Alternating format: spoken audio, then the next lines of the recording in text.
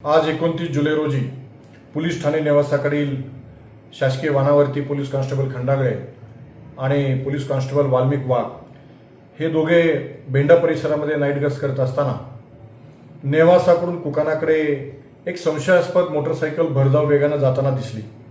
सदर मोटरसायकल चालकाला गस्तीवरील पोलिसांनी थांबवण्याचा प्रयत्न केला असता सदर मोटरसायकल वेगाने कुकानाकडे निघून गेली। त्यानंतर गस्तीवरील पोलिसांनी सदर मोटरसायकलचा पाठलाग करून नांदूर शिकारी गावाजवळ मोटरसायकल अडवली। त्यानंतर त्यांना त्यांचं नावगाव विचारले असता त्यांनी सचिन पन्हाळे आणि आदित्य जाधव दोघेही राहणारे शेवगाव असं सांगितलं। पाठलागादरम्यान दोघांनी हातातून काहीतरी फेकल्याचं पोलिसांना दिसलं होतं।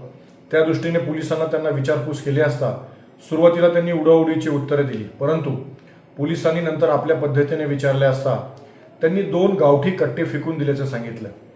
पोलिसांनी 2 पंचांसमक्ष घटनास्थळी गेले आणि दोन्ही गावठी कट्टे 20,000 रुपये किमतीचे जप्त केलेले आहेत। या अनुषंगाने पोलीस ठाणे नेवासा येथे भारतीय हत्यार कायदा अंतर्गत गुन्हा नोंद केलेला असून सदर गुन्ह्याचा तपास पोलीस हवालदार शहाजी आंधळे हे करीत आहेत। सचिन पन्हाळे याच्यावरती यापूर्वी police Thane Shevgaon, police Thane MIDC व पोलीस ठाणे नेवासा येथे दंगल घडविणे, बेकायदेशीर शस्त्र बाळगणे, वन्य प्राण्यांची तस्करी करणे इत्यादी कलमाखाली गुन्हे दाखल आहेत। यातील सचिन पन्हाळे यास विचारले असता त्यांनी सांगितलं की आज सदरचे दोन्ही देशी कट्टे जे आहेत हे मध्य प्रदेशातून विक्रीसाठी आणलेले होते। सचिन पन्हाळे हा सराईत गुन्हेगार आहे।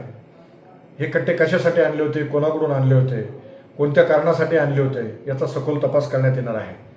सदरची कारवाई माननीय पोलीस अधीक्षक सोमनाथ घारगे साहेब, माननीय अपर पोलीस अधीक्षक सोमनाथ वाकचौरे साहेब व उपविभागीय पोलीस अधिकारी श्री सुनील पाटील शेवगाव यांच्या मार्गदर्शनाखाली पोलीस ठाणे नेवासाकडील अधिकारी व अंमलदार यांनी केलेला आहे।